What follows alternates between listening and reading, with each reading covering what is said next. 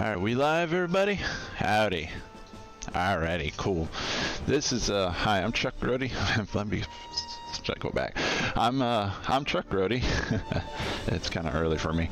And this is King's Quest Mask of Eternity. This is the black sheep of the family, the last in the series, where they kind of, well, essentially abandoned almost all the adventure game aspects of the previous titles and decided to go for a 3D platform action adventure RPG splashed on game, if you can call it that. To kind of preface this run, it's very glitchy. The game is not very stable. It may crash. It will freeze. Expect that. It's perfect for this marathon, trust me. A lot of sequence breaks, a lot of stuff. It all gets condensed down to about 30 something minutes. So we're gonna start right now. Gonna play it on easy because it's pretty much an 80% run. We just want to get through this as fast as possible. So here we go. Gonna start in about 5, 4, 3, 2, 1, go. So we're gonna go to the Kingdom of Daventry. Actually had a, so it's already freezing. Perfect. Nice. Okay, so you may notice that we play this guy named Connor. Connor is, well, he's just a random guy inside of Daventry. Everyone's been turned to stone because the Mask of Eternity, that thing that he just stuffed into his green pants, was broken by this evil wizard, and everyone got turned to stone. That's pretty much it. So anyways, we got to go get all the pieces of the Mask of Eternity, and so how we're going to do that, we're going to jump over here with Connor's great horizontal leap, and we're going to alternate between taking individual steps while going in and out of first and third person. We're going to see something, look at it, teleport through that swirly gate right there, and then say some stuff, and then clip back through the wall. So anyways, that's the big glitch right here that allows us to skip stuff. It's basically a wall clip, and it works by Connor takes a running step or even a walking step, and at the last step of his gate, he kind of inches into walls and like moves. He like inches to the side, to the right, and you can repeat that by going in and out of first and third person.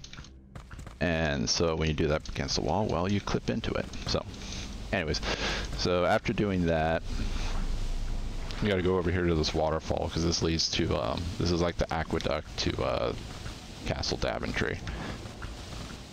Initially, throughout the beginning of this game, or the beginning of this run, we're essentially doing a scavenger hunt, not unlike King's Quest games, because most of them are scavenger hunts. We need 3 things. We need some torch ashes, which we get here. Now to find the king. A ring and a candle. And so we're gonna go in here. But this is Castle Daventry, you know, we have that, you know, there's that guy, it's the king, the queen, we all know him, and his yellow hat. Everyone remembers that gold hat. But yeah, this portrait of King Graham and Queen Valenice, take that in, that's pretty much the only time you'll ever see anything about Graham, Valenice, or anything with Daventry, aside from, you know, this place being named Daventry.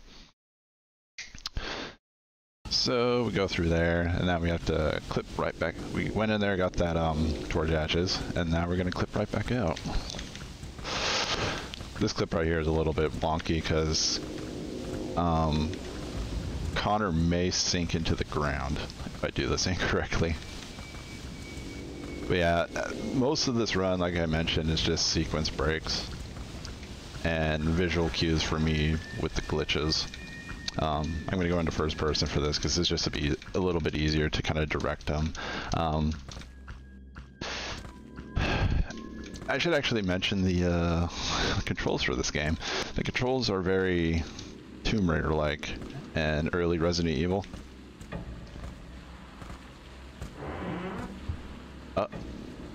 Uh-oh. That's not good. I wasn't supposed to open that door. In fact, I didn't even know that door would open like that. I'm gonna need a load of safety save. Sorry about this. Immediately right off the bat, I wasn't supposed to open that door. There's a glitch right, there's a thing that we do right there. You're still alive, that requires you to jump on top of that door. So this is already off to a great start. Anyways, so anyways, what was supposed to happen after that, and I'm just going to cut off whatever I was saying before. We go over here, talk to this wizard. He says, I need the 3 items that you were searching to save stuff, and he explains what's going on. And anyways, so one of the things we need in here is the rope and hook. There's a glitch that I was supposed to do with him. Just give me a second to try to get this right. Okay, cool. It's very precise movements. There was a glitch you're supposed to do with that rope and hook, or not the rope and hook, the wizard, where you talk to him, quit out of the conversation, and then save the game, reload the game, show him an item, and then the conversation that you have with him continues while you can run around as Connor. So unfortunately I couldn't show that because I accidentally tried to do that rope and hook glitch early. And the only reason why I tried doing that was because those movements on top of that door are very precise, because you have like maybe 1 to 3 pixels worth of wiggle room.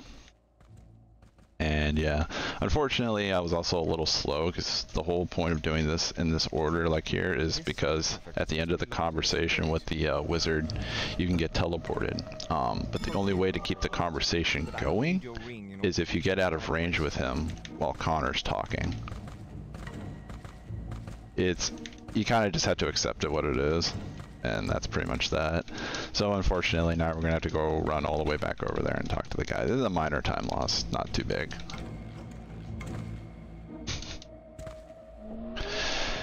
Anyways, this is all, it's just oh boy, this is going well. Do I have a save after that? I didn't even know he was gonna fall down and die. Oh god. Well, let's do that again. Hello? Sorry, guys. Still alive. Sir Wizard. Only half, sir. God. Beyond my reach. Oh god. Well, maybe we'll get it this time. Good marathon luck. Yeah, exactly. My goodness. Tell me, good wizard. See, the problem is with that is if I get out of range and save it, it kind of cancels the glitch, so I can't really make a safety save during this, so yeah. Alright. I think we'll actually get the proper glitch this time because I actually got that done perfectly. So anyways, what should I talk about in the meantime? Maybe history of this game. King's Quest VII, to back it up, was a very rocky development. And that rocky development also carried over to this because Roberta kind of like burnt out.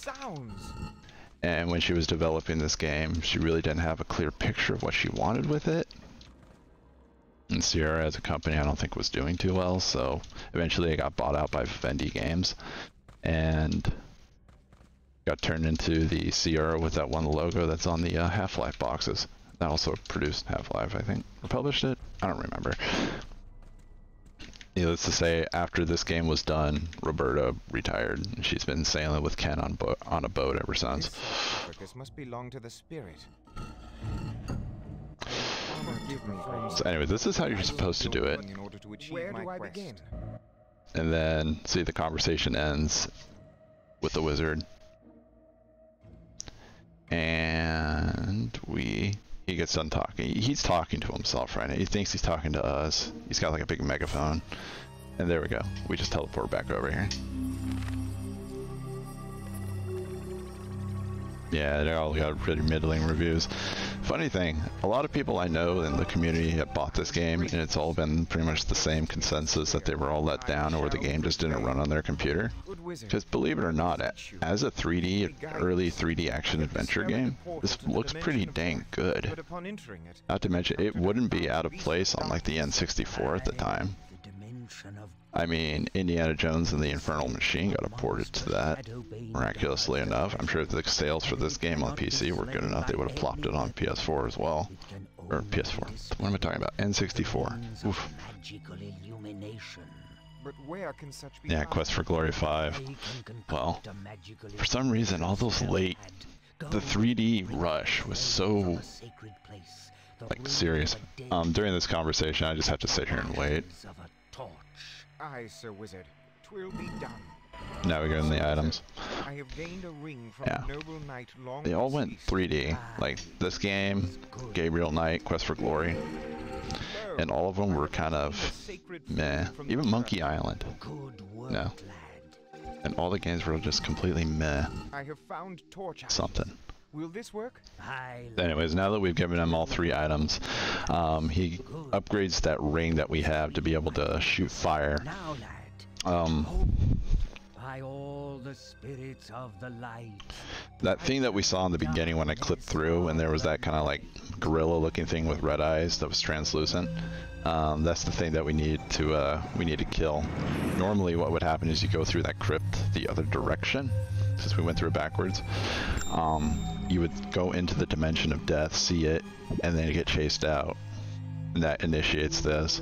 But since we went through it backwards, we just skip all that. Immeasurable. May we meet again in better times. Oh, GK 1 and 2. I would agree with 1, maybe not 2. Anyways, we're gonna go to the dimension of death now after 10 minutes. Apologize for that. Marathon luck, I guess. And we're gonna clip right into this wall. Over here, navigate to the left, and that's the end of Daventry. Say bye-bye to all King's Quest references after this. Please, please do not crash. Do not crash. I've had enough bad luck. Good. So there's the Shadow Bane. And now Connor's all confident, because he's got the magic of, like, crappy looking fire effects. Which caused that thing to burst into vertices. Monster is Yeah, do not crash. You're gonna hear me say that a lot. through. 'Tis the dimension of death. Since we've passed through the dimension of death, we're gonna do a quick little cutscene skip. If you walk forward, Connor would walk forward and then talk to 2 skeletons wielding bows, and then walk over here. Have to run away from them. Instead, we hop over here and then we kite this skeleton over here by letting him scratch our backs with his sword. Walk over here to this big gate. Bring them over here and say, hey guys, can you stand put? Good. Then backflip on top of their heads and then backflip over the gate. That saves a considerable amount of time. In fact, this whole area right here, the Dimension of Death, I'll bring up the map, it's huge. And with it, what we do is skip about 99% of it. Quite literally, I can safely say 99%. Also, by me talking, I'm not really paying attention, so. And how do we do that? Well, aside from jumping over that, we go over here to this. I'm gonna make a save because this is scary. And here's the river Styx, and if you touch the river Styx, you die. You're supposed to ride a ferryman over to the ferry across it, but what it is that, well, Connor with his amazing horizontal leap can just jump right over it. And the reason why that is because the trigger for death is pretty far into it. So you literally just run all the way to the tip and then jump. That's that. And my visual cue for that is those like sewer things. I call them Punisher symbols. They look like the Punisher symbol. I wait till those are just about off the screen on the right, then I jump. So anyways, after the Dimension of Death, we go to a swamp. Where am I now?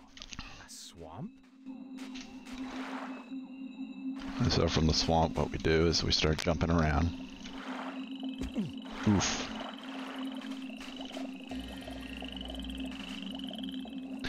There's certain spots in the water right there that you can actually jump normally, otherwise you just kind of slow walk and jump up. And you can tell what those are by hearing like noise, like you're walking on grass. So we're just gonna go over here past that tree with the cool looking shades, and we're going to tank the poison water right here until we get over here where the poison water seemingly doesn't hurt us, and we're gonna use our rope and hook to climb this wall. All while chowing down on some delicious mushrooms that we found in a basket. So we're gonna go over here, we're gonna move past this, climb another wall, all exciting stuff. We're gonna have a pretty big sequence break right here that cuts about 75% of this area.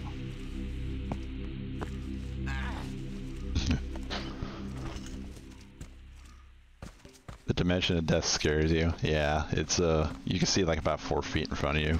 It's pretty, and it's all just like narrow hallways. So anyways, you see this gate with like a handprint. We're not gonna do anything with that. We're just gonna, you know, clip into the wall, clip into it, and walk right through, as we do with every wall in this game. Then we have this kind of like stepping puzzle. We just jump past it. It's easy. So we can go over here, see this chest, go and get a golden chalice, or a ladle. Pardon me, chalice? Where did I come from with that? Anyway, so we go over there and then we click on this door, put our hand up to it, and like, oh, what was that? Hand much larger than... And hey, look, we're back outside. Cool.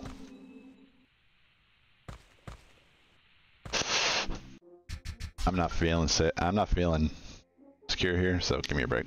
Give me a second. So anyways, a couple things here, and I'm going to start explaining them as I go. So that sequence break right there with the door, what you're supposed to do is you go over to this one other area, and there's this like evil guy that's kind of like a henchman or a clone of the final boss. And what you do is you fight him, you kill him, you take his hand, or his glove, and use that to open that door, and then you have to do a stepping puzzle for that. We don't need to do that, we just click right in, and then when you click on the door, it triggers the cutscene to go in through there. And after that, you can cancel damage for falling. Normally what would happen is if you fell... Uh-oh, there we go. If you fall normally off of any ledge like that, Connor will just splat, as we saw earlier. But if you equip your weapon or unequip it, you get iframes, so it negates that. Anyways, so we hopped over here, came over to this place, which is the witch's fortress. Go up to the run past her, go up to the wall, move the camera into the wall. I use this modifier key and a manual camera movement button, and what that does is inches the camera just far enough into the wall that I can use the golden chalice on the big cauldron that's spitting out all the poison, and then that gets rid of all the poison in the swamp and summons King Mudge. I'm just gonna let you guys listen to this. It's great. Shh, nobody tell him.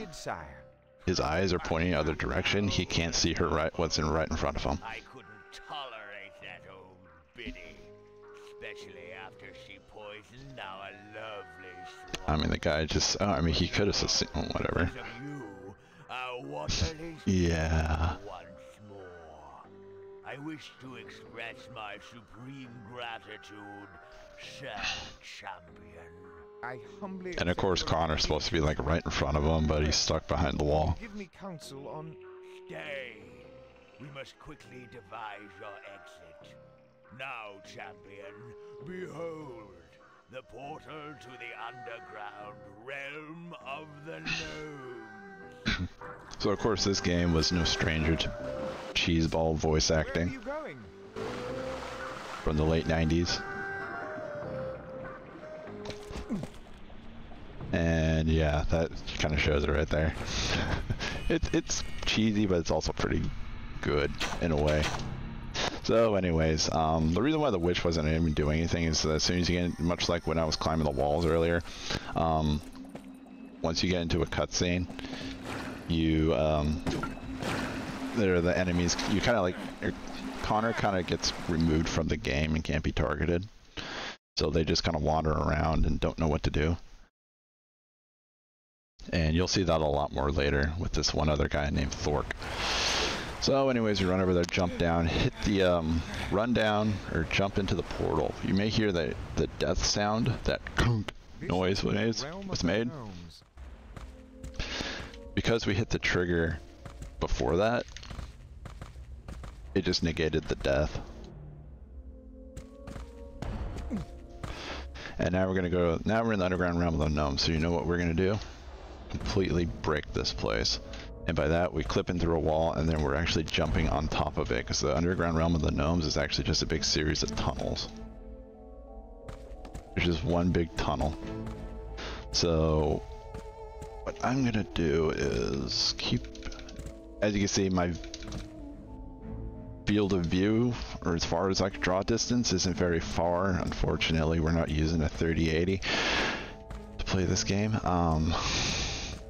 So it's kind of hard to see. It's actually kind of hard for me to see right now as well, because it's pretty dark.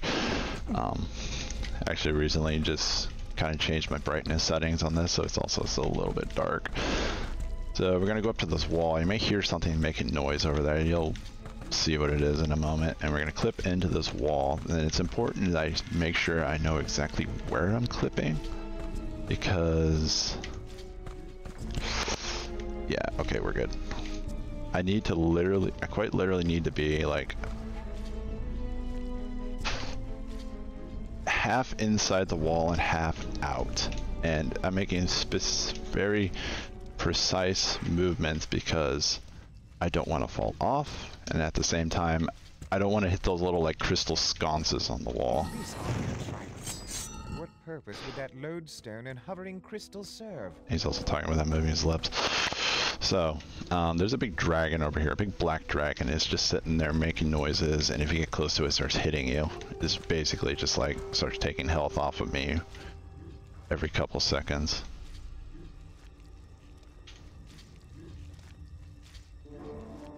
So I'm just gonna go all the way back that way I came. Get up to this wall. Okay, so now I need to clip into this wall, and my visual cue for this is to watch the mini-map for when Connor starts moving.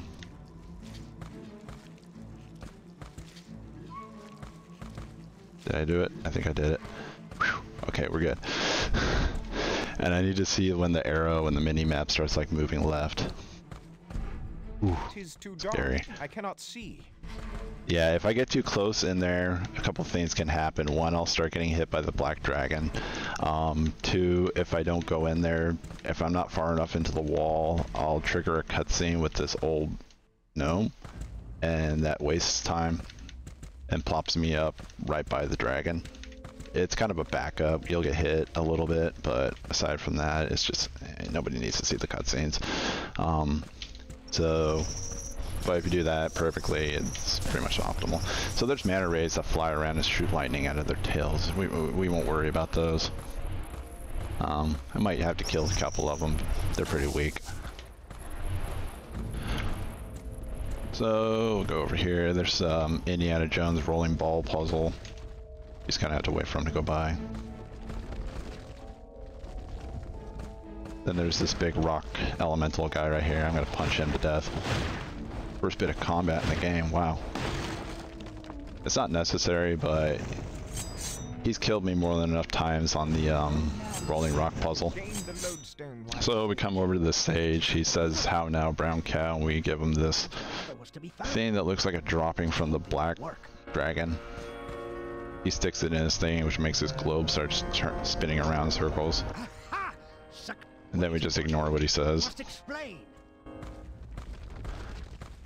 Anyway, so if I didn't mention it, if it wasn't too obvious, the underground realm of the gnomes is like your big platforming maze, and there's two big jumps here that are really going to show that. Here's the first one. So there's a platform over there. I need to jump in exactly the right angle to be able to get over to it, and I did it. It's basically a lot of leaps of faith with slight kind of obscure visual cues. Here's a huge jump right here. I have to literally get to the edge and then make it. I didn't line it up right, so this may take me a few tries. I apologize if it's a little tedious. Bear with me. We'll get it together as a family. Oof.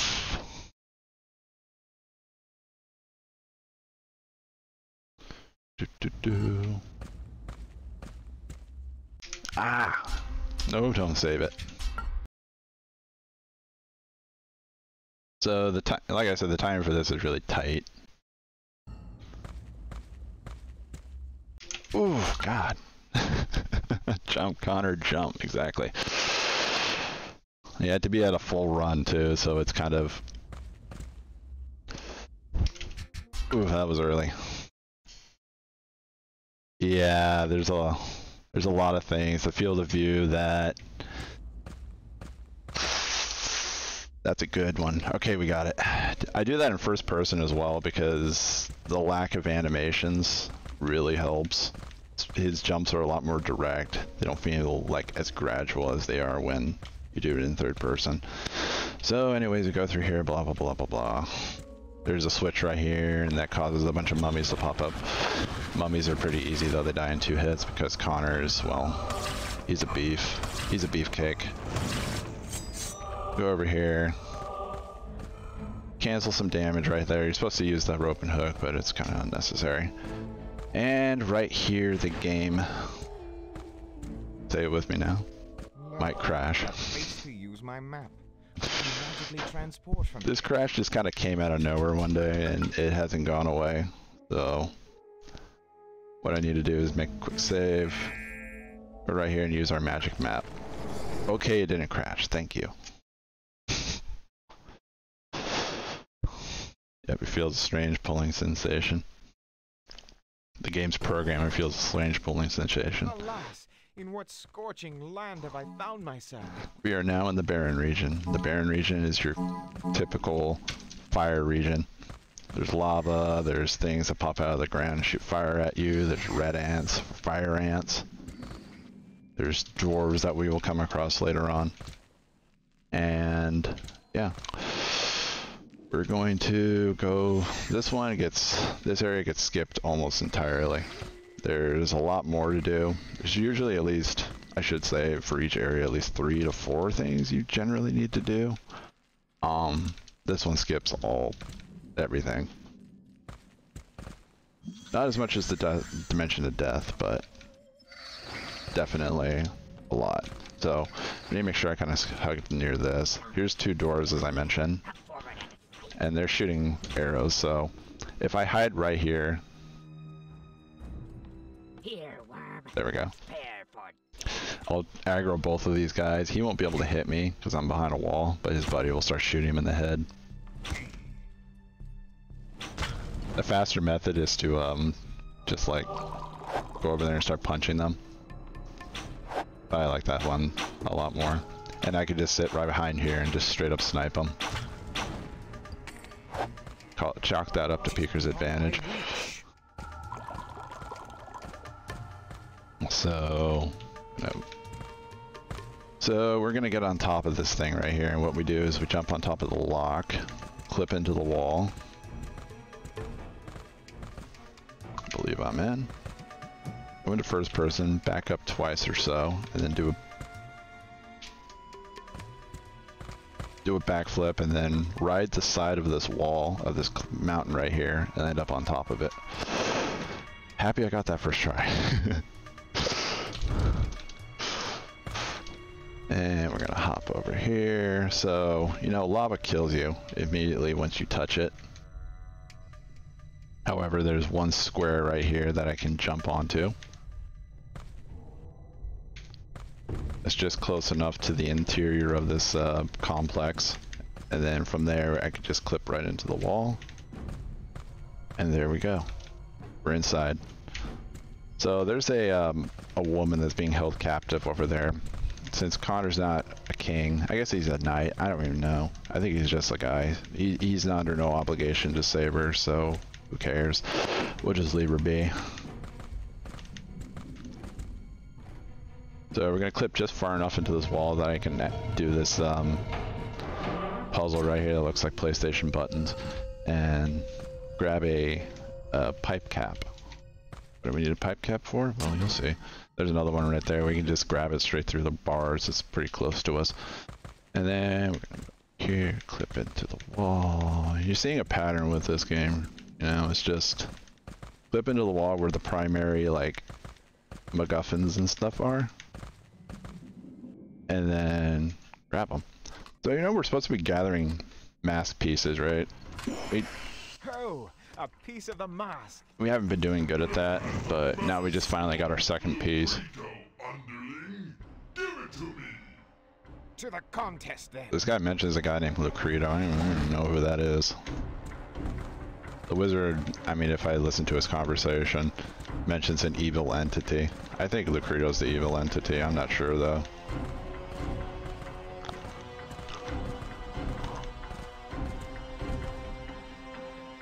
So for marathon safety, you can actually just run past this dwarf right here. And we're in the wall, by the way. I'm going to snipe him with the bow. Oh, I need to get just... Oh, apparently the bow isn't working right now. That's weird. There we go. Now I'm far enough in. I'm going to snipe him. Grab 2 potions. I'm going to make a safety save right here, because the last time I ran this at a marathon, I had some trouble with this. But yeah. I think I've gotten it down now, though. This guy with the hammer is pretty scary. He can hurt me pretty bad, but if we could just cap both of those valves right there and press the button from way far away and we fly up into the next area. Yeah, some of the animations are pretty cool in this, I'm telling you. This is a frigid land, sure. So when you go from the fireplace, you gotta cool down. When you go to cool down, you go to the Icy Mountain. Another safety save. I have to do a specific type of damage cancel here by equipping the bow at the right time. Whoops. There we go. The reason why that works versus the fist, or works better than the fist for that particular one, is a longer animation, which gives me more iframes. So there's this whole part right there at the beginning of this area where you're supposed to save that woman who's being held captive in the barren region. She goes over there, she's the queen of these like ice people. And she would give you access to ride a crystal dragon across this large frozen lake. Initially, if you were to just go to the lake, you would touch it and immediately die. You'd just get turned to snow, or turned to ice, pardon me. And what she wants you to do is like get this thing from these bird guys that have gone frenzied because their leader is being held captive by these Yeti men. I think they blame them for it for some reason. And turns out you don't need to do any of that. You can just literally just tank the frozen waters. Quaffing healing items. Alright. So there's a Yeti guy with a bow. Unlike the other Yetis that are over there that are... Sometimes these guys can hit you. They're actually like sentient. But we snipe one of them right there. And we leave the other one. There's a specific reason you'll see in a moment.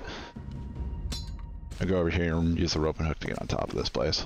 We don't clip inside of it right away. We do, but in a moment.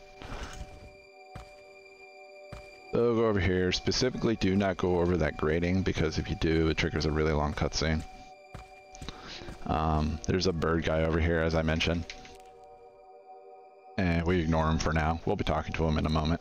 So go over here and Connor does this amazing freaking takedown. Really shows his Gumby arms. Okay, that thing's in a good spot. This crossbow can pop up in really random areas. There can only be one on the screen at once, so it's good that it's right there.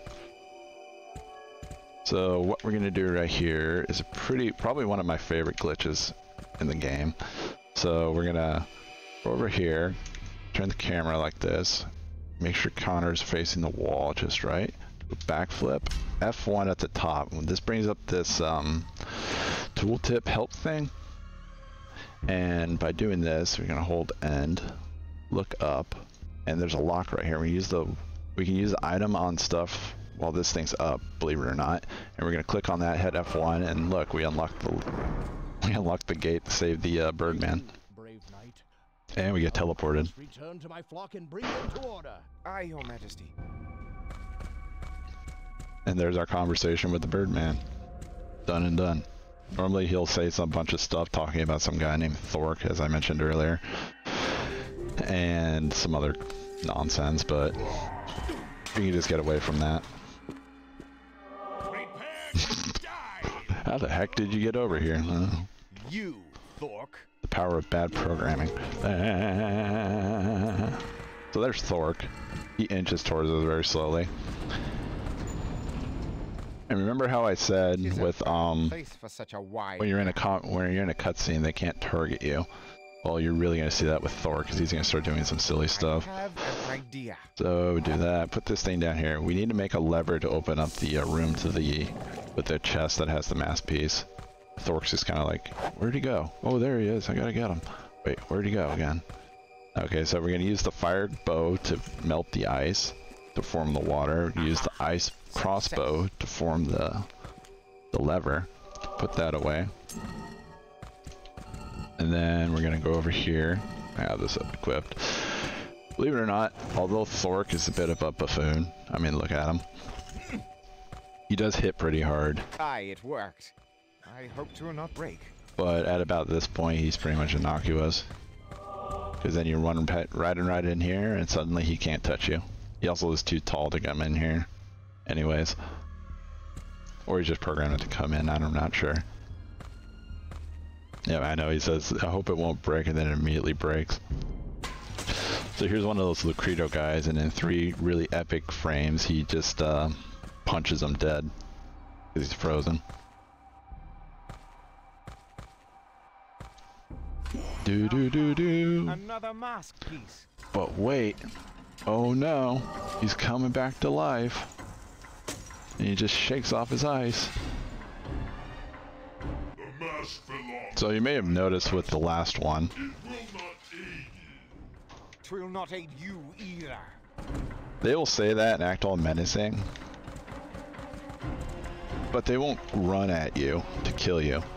So you can just walk away from them. And that's about that. And for some reason the other guy over there. So we have what we need to get out of here. And we're just gonna go and do that. Watch these Yeti guys that also have Gumby arms. And by that what I mean is like when they swing their arms, it like extends way too far out from their body. Almost like they're stretching.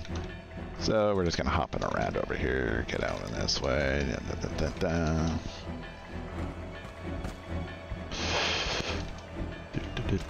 So we're gonna come up to a wall, and above the wall is a Hydra. And there it is. And can you guess what we're gonna do? Can you guess? Are we gonna use a rope and hook? Are we actually gonna do what the game wanted us to do? Heck no, we're just gonna clip into the wall. Later, nerds.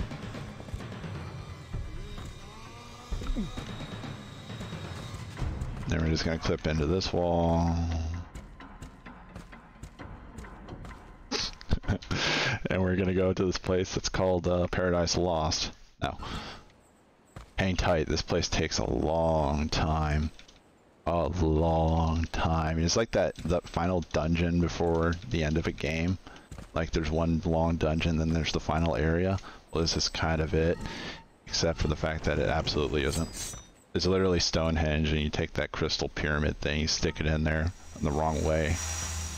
This guy comes out, and then it resets itself. Hail, champion eternal, thou hast completed thy worldly tasks.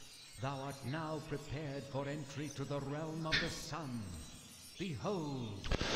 So, here's a cool cutscene. Unfortunately, it's gonna freeze. Yeah.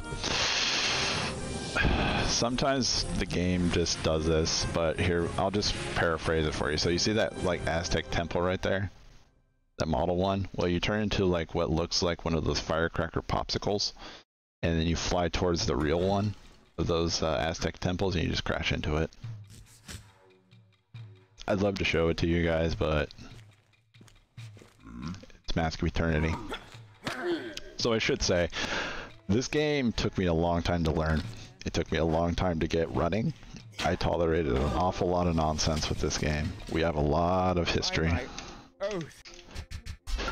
and it wasn't for the help of this guy named Jim Lau who joined my stream one day, I would not be running this game. I would literally have abandoned it. But yeah, there's a... Oh, it froze.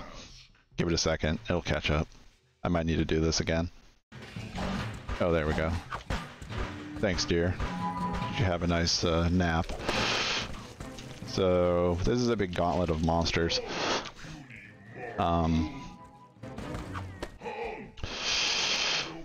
This is the reason why I grabbed the healing items. You can actually get through here without grabbing any healing items, but for safety's sake, I always do it. What is the power of truth? The most menacing are those Medusa head snakes that whip you with their tongues. So anyways, Realm of the Sun, you're supposed to get an item, and then you get like a stone tablet that gets inscribed when you get the item. You get like a sword, some armor, and all this cool stuff. You'll see that later. You're supposed to find the answer to these riddles, but we all know what the answer actually is. Fun fact about those doors. This took me a very long time to figure out because, honestly, the previous runners of this game, even though I pestered them for help, none of them responded to me. And yeah, this game is running it can run in software rendering, Direct 3D, and 3DFX. Those doors can only be clipped into if you run this game in Direct 3D. If you're running in software rendering, you can't do it. It just does not work. You have no idea how long that took me to figure out on my own. It's like the most obscure thing in the world. You also can't clip through them if you're wearing armor. Well, at least the actual armor you're supposed to get it at the end of this.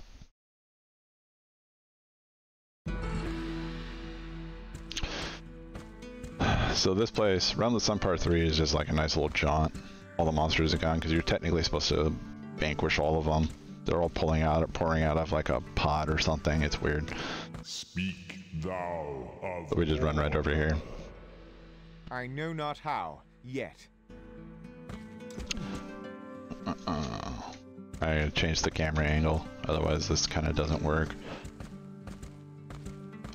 So we're gonna clip through this door and get to the Realm of the Sun level 4, or part 4, or whatever they want to call it. Part 4, part altar room. So here's another door, and there's a guy there. We don't talk to him. Instead, what we do is not clip through the door. We backflip through the stained glass above the door.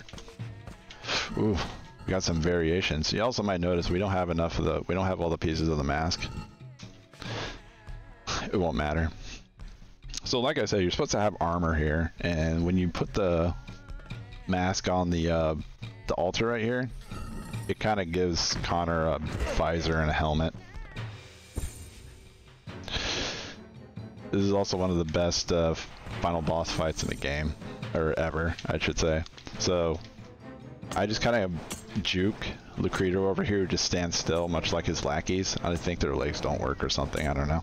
And I just stand way over here and start punching him. In fact, I don't even have to look at him to punch him. I could literally look over here and I'll just start hitting him. I actually just discovered this a couple days ago. Put away my weapon, then over there. So what you're supposed to do is this sequence break of me backflipping through over the door right there doesn't trigger. It doesn't load this room properly. What's supposed to be is this ale area that I'm standing in right here. It's supposed to be surrounded with flame, and the flame is nothing but just a triggered death. So instant death if you touch it.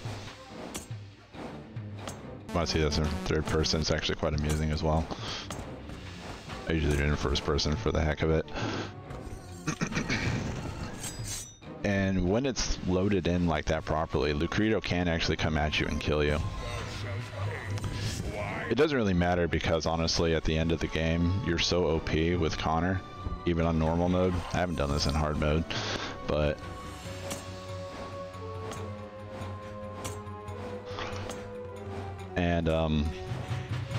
it's just a cakewalk until we get to the final phase.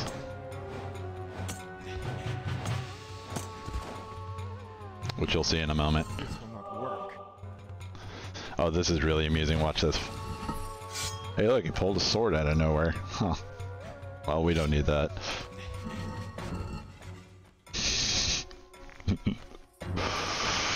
I should note, there is an item you can get in this game that actually makes Connor be in his birthday suit with nothing but a Mask of Eternity covering his junk. So you can literally beat the game with Connor completely naked with nothing but his fists. You also might notice I don't use the ranged weapon. It doesn't work against him. You're supposed to use the sword. So anyways, here's the final boss. I'm gonna save because this might take a while.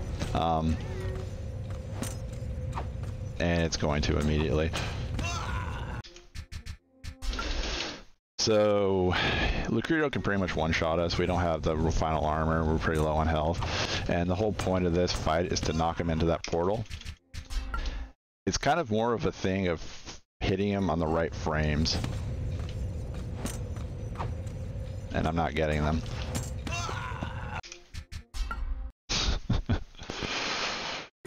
And I kind of exploit this by using, oopsie doodles. Yeah, you don't need all of them, they actually just pop up. We got him. Time. 7 seconds overestimate, that's fine, given everything that went bad. So you exploit his hits by taking small steps back, and how that works is each one of those steps back gives you 1 frame of animation. Anyways, if you want to see his, or 1 frame of one invincibility frame, pardon me. So if you just keep like stepping back while punching him, you could just knock him in. It's really, really glitchy, and that took me a while to figure out as well. So anyways, final cutscene. It froze. Here's what happens. Connor pulls that down, blue light comes from the thing. Daventry and all the other places get purified of their evils. You see Graham for about 2 seconds. He looks really cheesy. You see that chick Sarah from the opening that we didn't watch. She comes back to life. All the good wizards that protect the Mask of Eternity pop out. And then, as they stand atop the Aztec temple, and then Connor raises his sword, and then the Mask of Eternity pops out in the middle of the screen. And that's it. There you go. So anyways, everybody, that was Mask of Eternity. Shoutouts to the King's Quest community. They're all good. Not many of them really like this game. I hope to get more people on board for this, because although the game itself was pretty cheesy and pretty wonky and crappy, the speedrun, this particular one, is incredible. It's so broken and so fun. It's just, I do genuinely love doing it. And I'm glad that I could have the opportunity to share it with all of you today. So, yeah, thanks everybody for watching. Enjoy the rest of the marathon. And I'll catch you all later. Peace.